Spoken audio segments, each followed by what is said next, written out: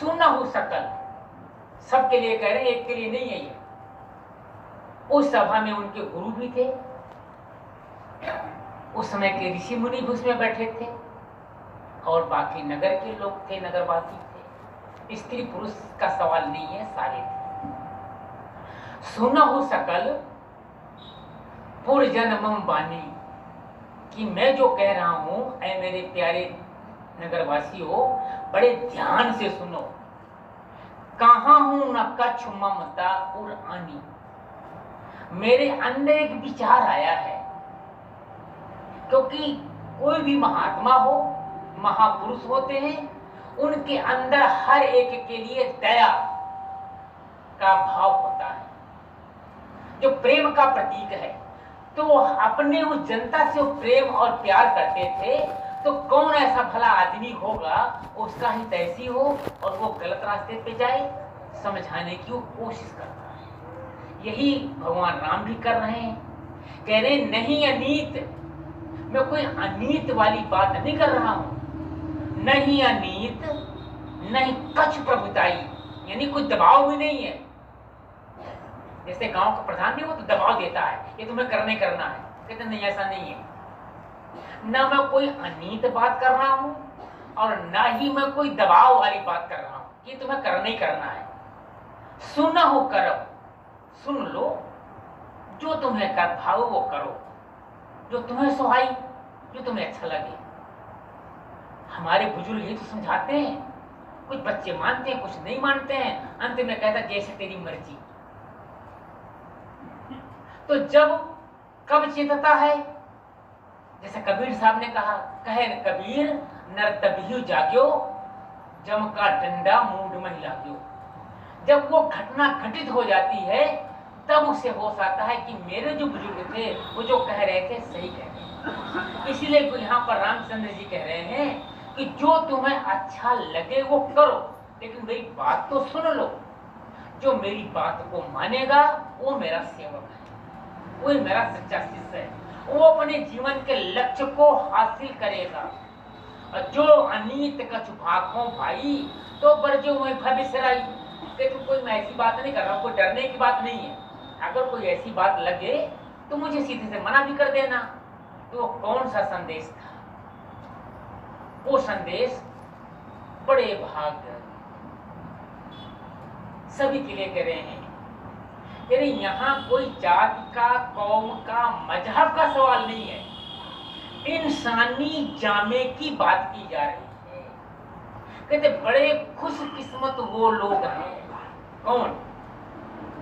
जिन्हें इंसानी जामा मिला है, यानी ये मनुष्य की देह मिली है। आखिरकार इसमें क्या बड़ी आई है? 84 लाख जूनियां हैं, बड़े से बड़े धुरंधर जानवर भी हैं, ताकतवर हैं, शेर है, पता नहीं हाथी भी है, लेकिन बढ़ियाई इंसानी जाने की क्यों कर रहे हैं? कुछ तो बात होगी। तो कौन सी बात है? कहते 84 लाख जूनियों के भटकने के बाद ये जमा मिला। 1,84,000 भ्रमते 84 लाख जूनियां हैं। भटकते का मतलब है जीते मरते भटक नर देगी पाई। बड़ी मुद्दतों के बाद ये इंसानी जामा मिला है, सर्वश्रेष्ठ जामा है। इसमें बैठकर हम उस परमात्मा की, अपने सृजनहार की, जिसने सारी दुनिया बनाई है, कायनात बनाई है, उसको जान सकते हैं, उससे मिल सकते हैं, उसका दर्शन कर सकते हैं इस इंसानी जामे में बैठकर। बाकी और किसी जामे में ये बढ़ियाई परमात्मा ने नहीं रखी है। इसीलिए 5वीं पातशाही श्री गुरु अर्जुन देव जी महाराज फरमाते हैं, भई परापत मानुख देव हरिया, गोविंद मिलन की यह तेरी बढ़िया। परमात्मा के मिलाप की बारी आ गई है, बड़ी मुद्दतों के बाद मिली है। ये मत सोचें कि अगला जन्म इंसान का ही मिलेगा, पता नहीं कहां चले जाए। तो कहते ये बारी मिली है, लड़के को एग्जाम देने का एक ही साल में एक बार मौका मिलता है, जो तैयारी करेगा निकल जाएगा, जो नहीं करेगा वो फिर एक साल रहेगा। यहां तो इंसानी जामे का सवाल है जो 84 लाख जूनियों के भटकने के बाद मिला। कई जन्म भय कीट पतंगा, कई जन्म गजनीन कुरंगा, कई जन्म पंखी श्रप होयो, कई जन्म है बर ब्रख जोयो, मिल जगदीश मिलन की बरिया, चिरंकाल यह दे सजरिया। बड़ी मुश्किलों के बाद क्या क्या नहीं बने, सब कुछ तो गिना दिया। हाथी बने, घोड़े बने, घास बने, कीड़े बने, पतंगे बने, नाली के कीड़े बने। कहते बड़ी मुश्किल से मिला है भाई मौका, ये हाथ से न जाने। अगर परमात्मा की भक्ति कर ले गए तो तेरा आना जाना मिट जाएगा। ये संसार में जो सबसे बड़ा दुख है ना, वो जीवन और मृत्यु का है। जन्मत मरत दुस्सह दुख, और इसी जामे में बैठकर इससे छुटकारा पाया जा सकता है भक्ति करके। गोस्वामी तुलसीदास जी एक जगह और मनुष्य जामे की तुलना किया है और जामों से। गरुड़ और काकभूषण के संवाद में पहला प्रश्न था कि सबसे दुर्लभ कौन शरीरा, लोगों ने पढ़ा भी होगा। 7 प्रश्न पूछे हैं, तो पहला प्रश्न यही था। तो जवाब देते हैं, नर तन यानी इंसानी जामा, नर तन सम नहीं कौनो देही, जीव चराचर जाचत तेही, नरक स्वर्ग अपवर्ग न सेनी, ज्ञान विराग भगत शुभ देनी। इतनी बड़ियाई है, दूसरी देव नहीं। इसको पाने के लिए देवी देवता भी तरसते हैं, सब इसके लिए परमात्मा के आगे फरियाद करते हैं, पुकार करते हैं कि यह दाता हमें भी इंसानी जामा एक बार तो मिल जाए। क्योंकि देवी देवता भी मुक्त नहीं है, स्वर्गों में है, लेकिन मुक्ति नहीं उनको है। मुक्ति किसे मिलेगी? जो परमात्मा की भक्ति करके आवागमन के सुख दुख के कर्मों के बंधनों से जो ऊपर निकल जाता है, उसे मुक्ति कहते हैं। वैसे तो मुक्ति शरीर से भी मुक्ति कहते हैं, शरीर छूट जाए ये मुक्ति है। लेकिन जिस मुक्ति की बात संत महात्मा कहते हैं, वो मुक्ति वो है कि फिर दोबारा जन्म ना लेना पड़े, ये मुक्ति। तो कहते ये बढ़िया इंसानी जामे को है, जो भक्ति करेगा वो मुक्त हो जाएगा। इसलिए इंसानी जामे की बढ़ियाई करते फरमाते हैं कि यह जो शरीर है ये कर्म जूनी है, इसी में से नरक का भी रास्ता जाता है, स्वर्गों का भी रास्ता है, और मुक्ति का भी रास्ता इसी इंसानी जामे में से होकर गुजरता है। तो वो कैसे? ये इंसानी जामा कर्म भूमि है। जेहा बीजे सो रुणे कर्मात्म राखिए, कर्म जो जो करेगा तू वही फिर भोगना बनेगा। पाप कर्म करते हैं तो नरकों का रास्ता भी इसी शरीर के जरिए गया। दान पुण्य करते हैं तो स्वर्गों की तरफ, और अगर परमात्मा की भक्ति सच्ची भक्ति करने गए तो फिर आवागमन भी मुट गया, मुक्ति मिल गई। इसलिए फरमाते हैं नरक स्वर्ग अपवर्ग न सेनी, ज्ञान विराग भगति शुभ देवी। इसके अंदर तीनों गुण विद्यमान है, भक्ति का भी है। भक्ति करेंगे तो ज्ञान उत्पन्न होगा। ज्ञान का भाव पढ़ाई लिखाई से नहीं है, आत्मज्ञान से है। यानी हमें सच और झूठ की पहचान करने की ताकत आ जाएगी, और हमें अपनी पहचान हो जाएगी कि मैं कौन हूं। अभी तक हमें अपनी पहचान नहीं है। हमसे कोई पूछे कौन है अपना नाम बता देंगे, सरनेम लगा देंगे, अगर बहुत बड़ी पोस्ट में है ना तो उस पोस्ट को भी लगा देंगे। कहते प्यारे ये तेरी पहचान नहीं है, ये पहचान तेरी रिटायरमेंट के बाद खत्म हो जाएगी, नहीं तो अंत है गत्वा तो राख जल करके आग में जल करके सुहा हो जाएगी, फिर कोई नहीं पूछता। बड़े बड़े राजा महाराजा उनको भी नहीं कोई पूछ रहा है। सैफुल्ले शाह ने खोल के समझाया है, उठ जाग भुराड़े मार नहीं, ये सोन तेरे दरकार नहीं, एक रोज जहानो जाना है या कब्रे बिच समाना है, तेरा गोश्त कीड़ियां खाना है, कर चेता मर्ग विसार नहीं, कित्थे है सुल्तान सिकंदर, मौत न छड्डे पीर पैगंबर। सभी चले गए, सब भी छट छट गए अडंबर, सारे निकल गए, हम भी निकल जाएंगे, कोई नहीं पूछता। उड़ गया हंस, पड़ी रहे माटी, ये तो मिट्टी है, यही सी लिया, यही छोड़ के चले गए। हाँ, जब तक है इसका हम उपयोग कर सकते हैं, प्रयोग कर करके इसको हम वो लाहा जो लाहा और जामे में नहीं लिया जा सकता है। तो जब भक्ति करेंगे, ज्ञान आएगा, तब वैराग्य पैदा होता है कि सारा संसार कूड़े के समान है। अभी नहीं लगता, अभी वैसे बातें हम कर रहे हैं कि संसार कूड़े की तरह है तो, लेकिन हमें लगता नहीं, किसी को नहीं लगता। सब कोई दुनिया की ये तो चीज मांग रहे हैं, कोई परमात्मा को नहीं मांग रहा है। वाणियां, वेद, शास्त्र, ग्रंथ, पोथियां पुकार पुकार कर रोज सुनाती चली जा रही हैं कि सार तुम्हारा नाम, वो परमात्मा और उसका नाम ही तो सार है। बाकी सब संसार कूड़ है, झूठा है। पहली पातशाही के वचन है, कूड़ राजा कूड़ प्रजा कूड़ सब संसार, कूड़ कूड़े नेह लग गया पिस्तरिया का तार, किस नाल कीचे दोस्ती सब जग चल रहा। सच तो वो है, बाकी सब झूठ हम बरत रहे हैं। झूठी शान, झूठा मान, जो कुछ है सब झूठ ही तो है, लेकिन अभी नहीं लगता। जब ज्ञान आ जाएगा अंदर से, तब लगता है कि सब कुछ तो ऐसे ही है, बस बरत रहे हैं।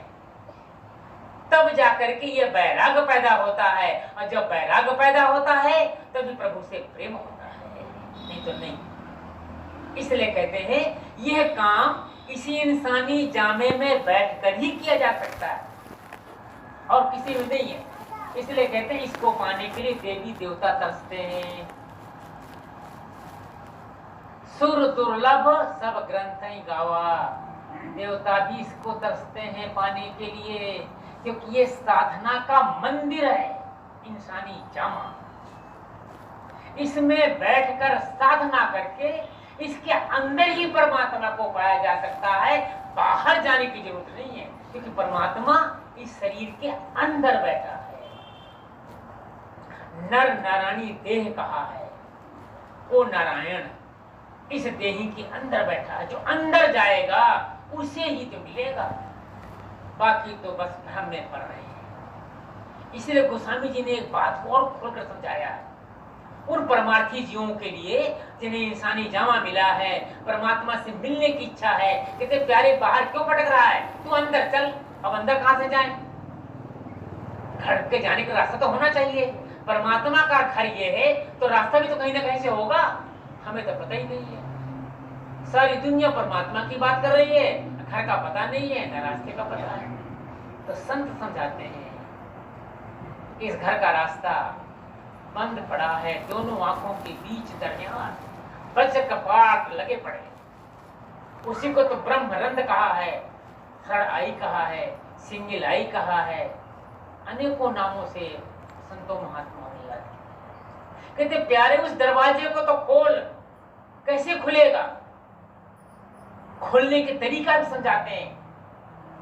नाम की साधना, भजन और सिमरन, राम नाम मन दीपदर, जी है देहरी द्वार, तुलसी भीतर बाहिरो, जो चाहा सुचियार। उस राम का नाम जप, उसकी ठोकर मार, वो खुल जाएगा। जब खुल जाएगा दरवाजा, तो फिर संत महात्मा कहते हैं अंदर की आंख खुल गई। दरवाजा खुला तो अंदर का हालात क्या है, तो गोस्वामी जी ने बड़ा सुंदर चित्रण किया है। राम भगत चिंता मन सुंदर, बसय गरुड़ जाके उर अंतर का मतलब अंदर चला गया, दरवाजे को तोड़ा अंदर गया।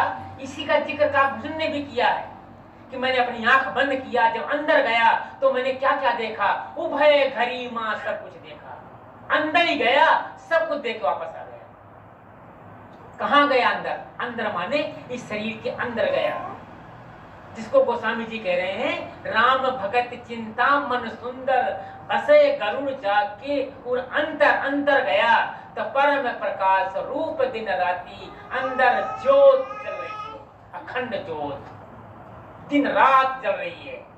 वो अखंड ज्योत जो कभी बुझती नहीं है, नाम की अखंड ज्योत है वो। बार 6 ऋतु 12 मास रहे जलते दिन राती, बुझती नहीं है वो। पलटू साहब कह रहे हैं वो दिन रात जल रही है, वो नाम की ज्योत। तो बाहर जो हम जलाते हैं ना, देखो 24 घंटे में पसीने आ जाते हैं, हवा न लग जाए, तेल ना घट जाए, पत्ती ना खत्म हो जाए, 24 घंटे के लिए इतना करते हैं, कहते ये उसकी नकल है, असल में तो वो ज्योत अंदर है, उसके दर्शन कर। जब वो जीव अंदर जाता है, अंदर की आंख खुल गई, उसको दिव्य दृष्टि भी कहते हैं। वो दिव्य दृष्टि खुल गई तो अंदर नजारा ही नजारा है। फिर नजारा क्या देखा? तो पहले आंख खुलेगी तो उघर रही विमल, उसको कहा अपने उनके विमल आंख, उघर रही विमल विलोचन ही के, हृदय की आंख खुल गई। संतों का हृदय यहाँ नहीं है, संतों का हृदय आंखों के मध्य भागों को आ गया। वो आंख खुल गई, दिव्य दृष्टि खुल गई। जब दिव्य दृष्टि खुल गई तो दिव्य नजारे भी दिखने लग गए। उघर रहे विमल विलोचन ही के, मिटे ही दोष दुख भव रजनी के, सूझहि राम चरित मन मानक, गुप्त प्रगट जो जहां जी खाने। अंदर की आंख खुली, अंदर प्रकाश है। जो भाग्यशाली जीव अंदर गया अपनी आंखों से, अब यहाँ गवाही की जरूरत नहीं है, अपनी आंखों से उस राम को जो गुप्त था उसको देख लिया, क्योंकि वो अंदर था, वो प्रकट हो गया। बस ये संत मत का सार है, यही तो सार है। जो अंदर गया उसे प्रभु का मिलाप हो गया। और ये काम सिर्फ और सिर्फ इंसानी जामे में बैठकर ही किया जा सकता है। इसलिए इसको साधना का धाम कहा है। साधन धाम मोक्ष का द्वार भी कहा है, मुक्ति का द्वार इसी के अंदर है। इसके अंदर प्रवेश कर और कहते मुक्ति हासिल कर ले, बाहर जाने की जरूरत नहीं है। इसी को हरिद्वार भी कहा है। कहते ये बढ़िया ही इंसानी जाने की है। इतना मिलने के बाद अगर हमने अपना लोक नहीं बनाया, अर्थात उस हरि का मिलाप नहीं कर पाए, तो फिर कोई अच्छा कहेगा क्या? क्या होगा तो उसके बारे में? फिर तो चूक गए ना। जो चूक गए तो फिर कष्टों के अलावा तो कुछ मिलेगा नहीं, कष्ट मिलेंगे। और किए गए जो चूक की है ना, उसका दोषारोपण किसी और पर ठोक देते हैं। ये हमारी इंसान की फितरत है, जिसके बारे में आप जी आगे समझाते हैं। सो परत्र दुख पावई, सिर धुन धुन पछताए, काल ही कर्म ही ईश्वर ही, मिथ्या दोष लगाए। परमात्मा ने तो मौका दिया था। साधुदयाल कहते हैं ऐसा जन्म अमोलक भाई, जामे आए मिले राम राई। ये जन्म, ये मौका दिया तो था, लेकिन चूक गए। जब चूक गए तो सो परत्र दुख पावई, फिर दुखों के अलावा तो कुछ नहीं है। सुखदाता से तो मिलाप हो ही नहीं पाया, सुखदाता राम का दर्शन नहीं हो पाया, तो लोक भी बिगड़ गया और परलोक भी बिगड़ गया। सो परत्र दुख पावई, सिर धुन धुन पछताए। फिर सिर पीटने से कुछ बनता नहीं। लड़का फेल हो जाए, रोता रहे, तो फर्क पड़ेगा क्या? नहीं पड़ता। जो होना तो हो गया। इंसानी जामा मिला था, भक्ति करके अगर ये काम कर लेते तो जन्म सफल था। अब बाद में सिर पीटने से कुछ नहीं बनता। कहते हैं पीटने से कुछ बना नहीं, और क्या करते हैं, औरों पर दोष लगाना शुरू कर देते हैं। काल ही, कर्म ही, ईश्वर ही, मिथ्या दोष लगाए। फिर मास्टर पर दोष ठोकते रहे कि मास्टर ने नहीं पढ़ाया, बाकी बच्चे तो पास ही हुए होंगे। जो फेल होते हैं उनका यही नतीजा है, यही करते हैं। कहते प्यारे ये मौका परमात्मा ने बख्शा है, कहीं उसके जैसा हमारा हाल ना हो जाए। तो पलटू साहब कहते हैं पलटू नर्तन पाएंगे, अजय नहीं करतार तो जमपुर बांधे जाओगे, कहो पुकार पुकार। मैं बार बार कहता हूँ, संत महात्मा बार बार कहते हैं भक्ति नहीं किया, अंदर नहीं गए तो फिर यमदूतों से कोई छुड़ा नहीं सकता, नरकों से कोई बचा नहीं सकता। स्वामी जी महाराज भी हमें हिदायत देते हैं, तो मौका मिला है प्यारे, फायदा उठा ले। आज सखी काज करो कुछ अपना, सखी मित्रवत भाव दिखाते हैं। मित्र उसे कहते हैं जो हमारा सुख, हमारा दुख से छुटकारा दिलाए, सुख की बात करे। स्वामी जी कहते हैं प्यारे भज ले राम को, अपना काम कर ले, इंसानी जामा सफल कर ले। आज सखी काज करो कुछ अपना काम कर ले, जो अपने हरि से मिलाप करा दे। नहीं करोगे तो नहीं पछतई हो, सिर धुन रोई हो और जम की नगरिया। अनेक एक नहीं अनेक दुख सही हो, किए गए कर्मों की सजा नरकों में भुगतनी पड़ती है। ऐसा कर्म जब हम करते हैं अज्ञानता बस, जिस काम के लिए आए थे वो काम छोड़ दिया, और जो नहीं करना था उसमें सारी जिंदगी खपा दिया, उसके बारे में आप जी आगे समझाते हैं। एहि तन कर फल विषय न भाई, स्वर्ग स्वल्प अंत दुखदाई। नरतन पाए विषय मन देई, पलटी सुधाते सट विष लेई। हम अज्ञानता बस, भ्रम बस क्या कर बैठे, पलट सुधा। सुधा कहते हैं अमृत को, अमृत किसे कहते हैं, नाम को, यानी जो अमृत जीवन देते। संसार में कहीं अमृत नहीं है, अगर कोई अमृत है तो वो सिर्फ एक नाम है। नाम शब्द, कौन सा नाम, जो मुक्ति का दाता है, जो दुखों के भ्रमों को नष्ट कर देता है, वो नाम है। और वो नाम हर एक के अंदर है, बाहर नहीं। अमृत को नाम है, वो एक नाम है। कहते उससे हम पलट गए, पलटने का भाव वहां तक गई नहीं। अब किसी के पास पड़ोस में कहीं बाग हो, चर्चा तो रोज करते हैं बाग की, बड़ी खुशबू है, बड़े सुंदर फूल हैं, गए एक दिन भी नहीं। यही हाल हमारा भी है। वो नाम रूपी अमृत रात दिन आंखों के ऊपर बरस रहा है, निरंतर बरस रहा है। और हम कहां हैं, उल्टे पड़े। पलट सुधा, पलट माने उलट जाना। आंखों के ऊपर अमृत है और आंखों के नीचे हम भ्रमण कर रहे हैं। और आंखों के नीचे क्या है, दुनिया है, दुनिया के भोग, माया है, माया के भोग हैं, इन्हीं में हम मस्त हैं। पीना अमृत चाहते हैं, अमर होना चाहते हैं, परमात्मा से मिलाप करना चाहते हैं। संभव है क्या, नहीं है, बिल्कुल नहीं है। नदी पार करना है, नदी के उस पार जाना है, तो नदी तो पार करनी पड़ेगी ना। आंखों से ऊपर तो जाना ही पड़ेगा। नहीं गए तो पलट सुधा, ते सठ भी से ले, सठ माने मूर्ख। अगर हम किसी को मूर्ख कह दें तो झगड़ा हो जाएगा। वो स्वामी जी कहते इससे बड़ी मूर्खता और क्या होगी। अमर, उस नाम रूपी अमृत को छोड़ दिया, पी क्या रहे जहर। कोई जहर पीता है क्या? नहीं पीता।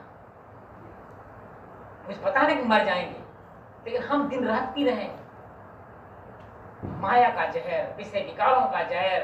इसी मस्त नाम को छोड़े बैठे हैं। क्यों? क्योंकि अज्ञानता है, पता नहीं है सच का। अज्ञानता बस, भ्रम बस, इंद्रियों के वशीभूत होकर के दुनिया के सकलों पदार्थों में सुख ढूंढ रहे हैं, इंद्रियों को सुख समझे बैठे हैं। इससे बड़ी अज्ञानता और क्या हो सकती है। अगर कोई व्यक्ति पानी में मधानी डालकर बैठ जाए, सारा दिन बसता रहे, झाग तो आती है, ऐसा नहीं है, झाग आता है। ट्यूबवेल चला दो ना, तो ट्यूबवेल के आगे देखो तो बहुत सारा झाग इकट्ठा हो जाता है, जिसे पता नहीं वो कहेगा देखो जी कितनी झाग निकली है, इसी से घी निकलेगा। तो मधानी हम पानी में डाल के बैठे हैं और घी की आस किए बैठे हैं।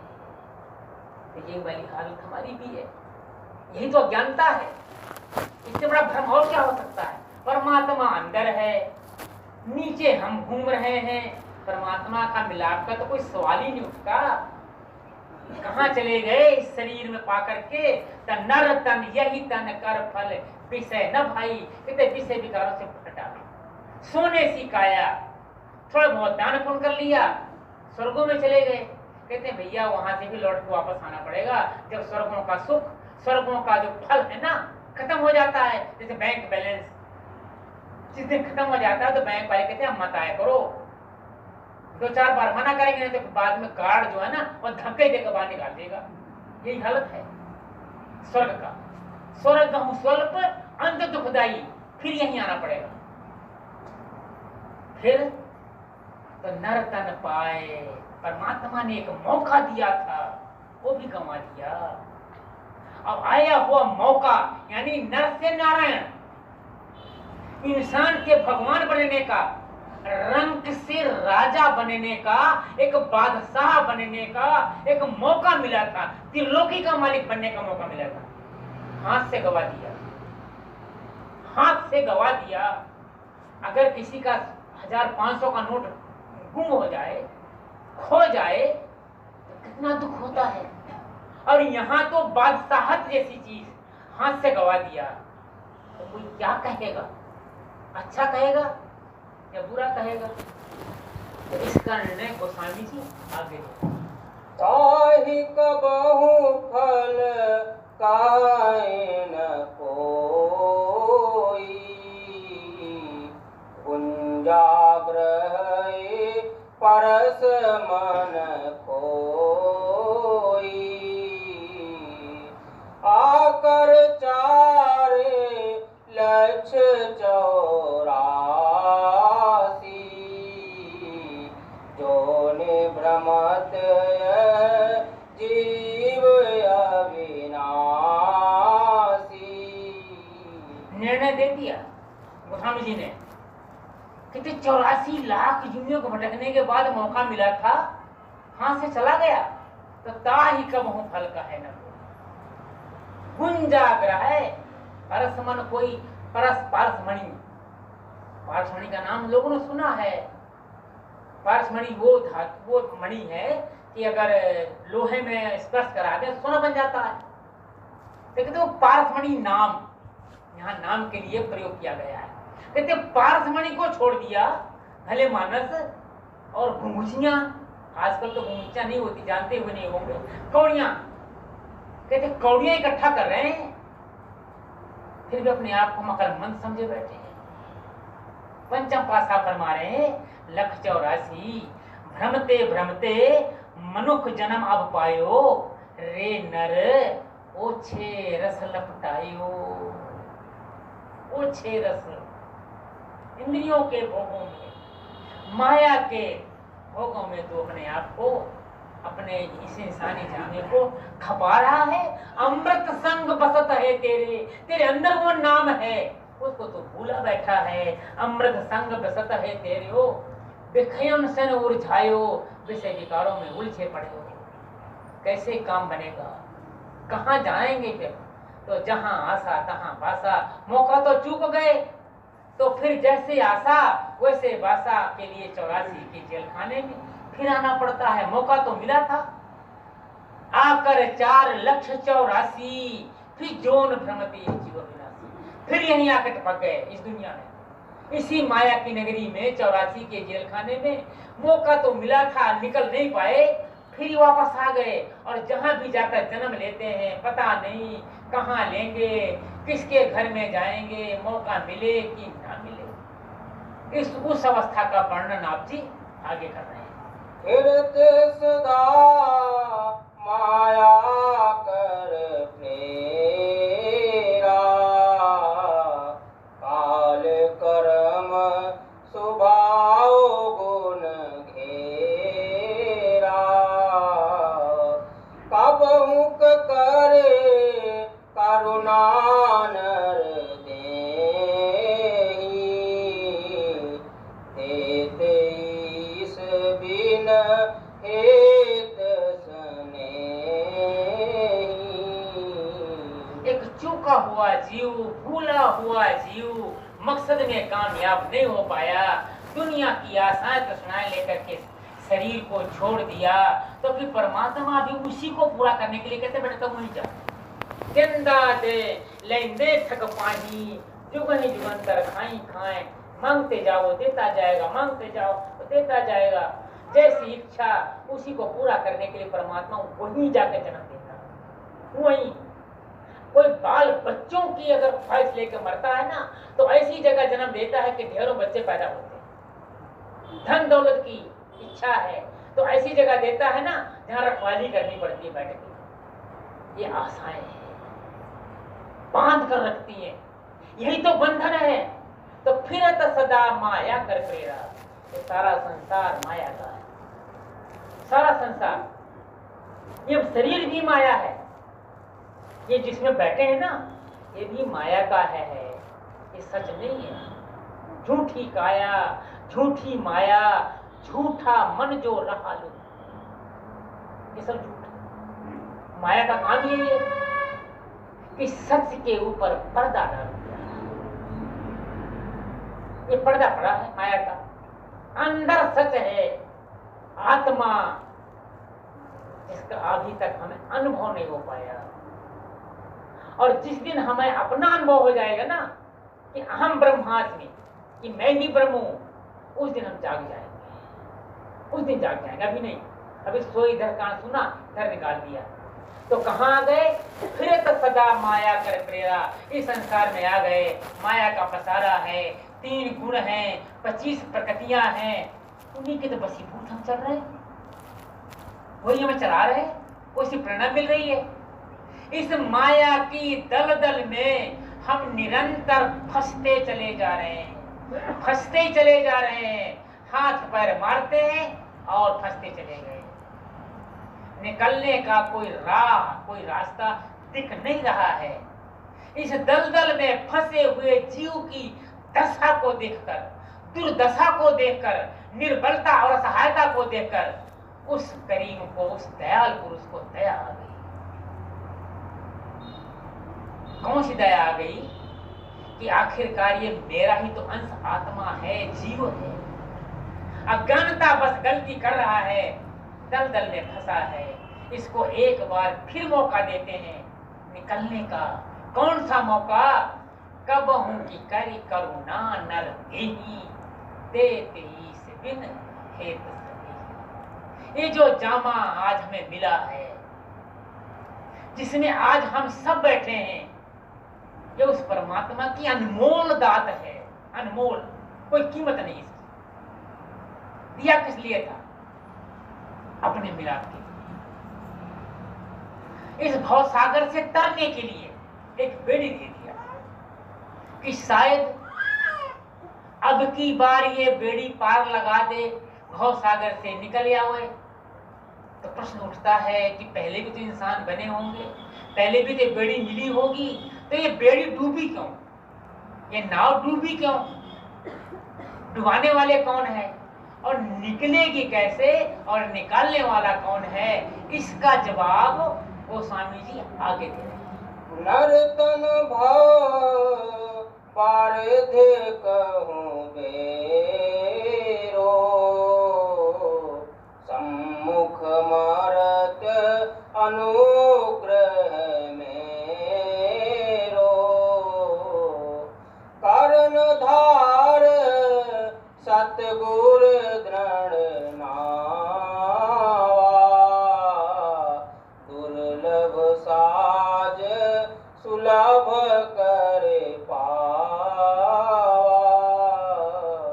गोस्वामी जी फरमाते हैं परमात्मा ने देने में कोई कसर नहीं छोड़ी है, क्योंकि वो दाता है, दयालु है, तो दुर्लभ साज बख्श दिया हमको सबको। कौन कौन सा दुर्लभ साज कौन है, जो उसने बख्शा है, हम लेने के हकदार नहीं है, उसने दया करके दिया है। वो अनमोल दाते हैं, कौन कौन सी, तो पहला इंसानी जामा, पहली दात बड़े भाग मानुष तन, दूसरी दात वो परमात्मा बख्शता है, वक्त के पूरे गुरु का सत्संग, बड़े भाग पारिव सत्संगा, अब भी नहीं प्रयास हुई होगा, ये दूसरी दात परमात्मा ने बख्शी। तीसरी दात गुरु का मिलाप, पूर्ण गुरु का मिलाप परमात्मा की दया से होता है, बिन हरि कृपा मिले नहीं संता संत। तो जो परमात्मा से मिल चुका हो और हमें भी मिलाने की वो ताकत रखता हो, ऐसा संत का मिलाप परमात्मा की दया से होता है। और फिर वो नाम अनमोल दात, वो परमात्मा के दया से। तीसरी पातशाही के वचन है, कृपा करे गुरु पाइए, हरि नामो दे दृढ़ाए। वो नाम गुरु तब देता है जिनके धुर मस्तक में वो परमात्मा लेख लिख देता है। ये सब के चारों चीजें वो परमात्मा की दया से मिलती है, लेकिन बेड़ी फिर भी ना पार लगी, तो कारण क्या है? तो परमात्मा की दया से इंसान का बेड़ी मिल गई, जिस बेड़ी में आत्मा सवार है, मन सवार है, दोनों सवार हैं, लेकिन मन के साथ मन के 5 साथी सवार हैं, काम, क्रोध, लोभ, मोह, अहंकार।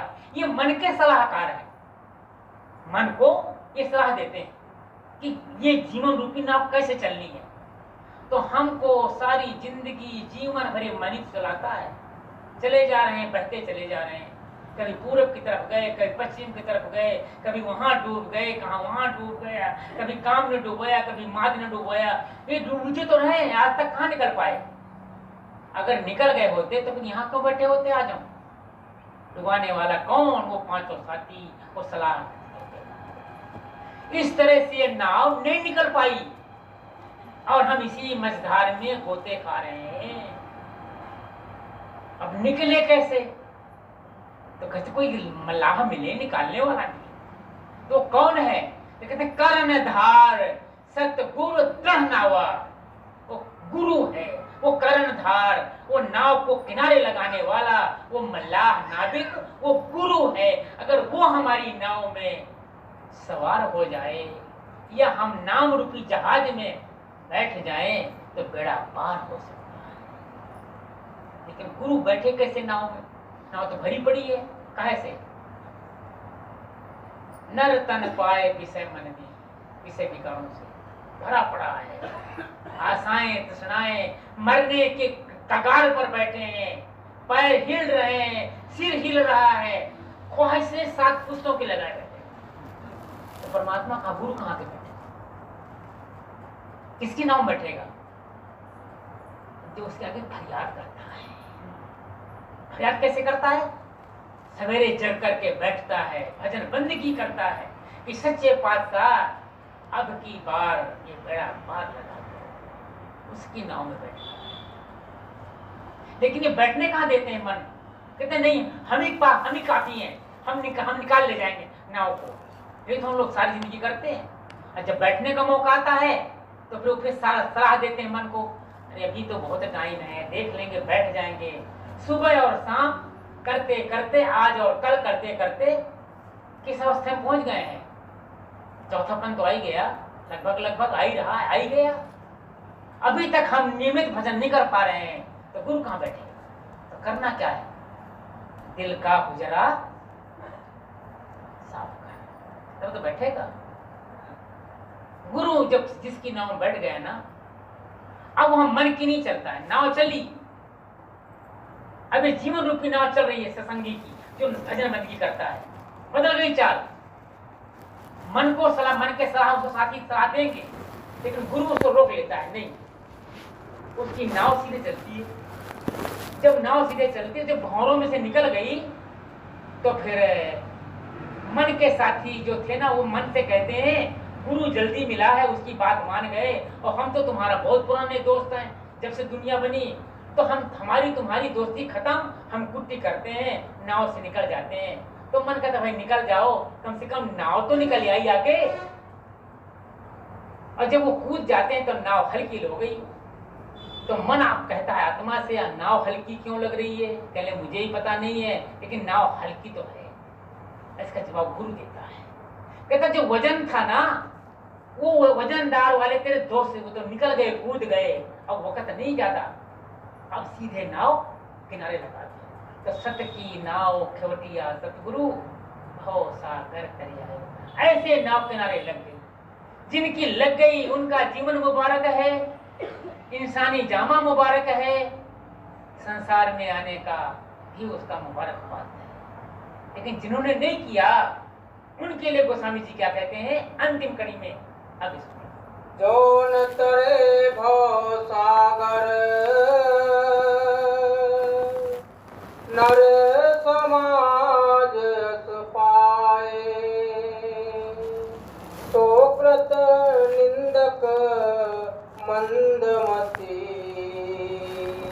आत्मान गति जाए। अब गोस्वामी जी ने ऐसा निचोड़ और एक ऐसी चोट कि जो न तरे, इतना कुछ देने के बाद भवसागर को नहीं पार कर पाया, भवसागर पार नहीं कर पाया, नर समाज से पाए, तो कहते हैं सो कृत निंदक, वो निंदा के लायक है। और जो हम लोग करते हैं ना, ये तो हमारी आदत में पड़ा हुआ है, खामे खा करते हैं। निंदा के लायक ये है जिसने असल काम नहीं किया, उसने अपने आप की गले में मौत का फंदा लगा लिया। इससे बड़ी सजा और क्या हो सकती? तो करना क्या था? देह धरे कर ये फल भाई, भजिए राम सब काम। कहते दुनिया का कोई काम छूट रहा हो, कितना बड़ा काम क्यों ना हो, अगर वो छूट रहा तो छूट जाने दो, लेकिन भजन बंदगी ना छूटे। क्योंकि सच्चा यार तो वो है जो यहां से वहां तक यारी निभाएगा। बाकी तो कच्चे हैं, पता नहीं कब कहां धोखा दे जाए। लेकिन तो इसलिए कहते हैं कि जो इंसानी जामा पाकर जो उसकी भजन बंदगी में लगा है, तो सोई पावन सोई सुभग शरीरा, जो तन पाए भजे रघु वीरा। जिसने इंसानी जामा पा करके कैसा भी हो, छोटा बड़ा काला गोरा, ये तो वो शरीर सुंदर है, पावन है, पवित्र है। और कबीर साहब ने तो इतनी चोट मारी है, नाम जपत कुश्ती भला, कुश्ती में कहते कोड़ी को, जिसके हाथ पैर में गलन हो जाए, मवाद निकले, मक्खियां बैठे, देखने का खुद का मन न करे। कहते अगर वो नाम की कमाई कर रहा है, नाम जपत कुश्ती भला, चुई चुई पड़े जही चाम, कंचन दे किस काम की चामुख नाही नाम। सुंदर सी काया पा करके अगर वो भजन बंदगी नहीं करता है, तो उस कोड़ी से 4 गुना बेकार है।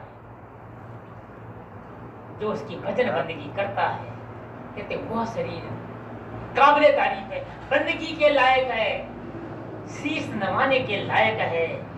तो ऐसा प्रभु का प्यारा परमात्मा से फिर क्या मांगता है? देने को तो परमात्मा ने सब कुछ दे ही दिया, लेकिन परमात्मा का जो भक्त वो क्या मांगता है? अब प्रभु कृपा कर रहा हूं यही बात, दादा आपने सब कुछ दे दिया, मुझे और कुछ नहीं चाहिए। क्या चाहिए? अब प्रभु कृपा कर रहा हूं यही भांति, सब तज भजन करो दिन राती की। ऐ मालिक, मेरा एक एक श्वास जो है ना तेरी भक्ति में लगा रहे, तेरे नाम की कमाई में, तेरी भजन बंदगी में लगा रहे। और जी तो करता है कि मैं भजन बंदगी करते करते कि मेरा शरीर छूट जाए, तो करना क्या है फिर? बस यही अरदास कि अब प्रभु कृपा करो यही भांति, सब तज भजन करो दिन राती। जोन तरे भव सागर नर समाज पाए, सो कृत निंदक मंदमती आत्मा न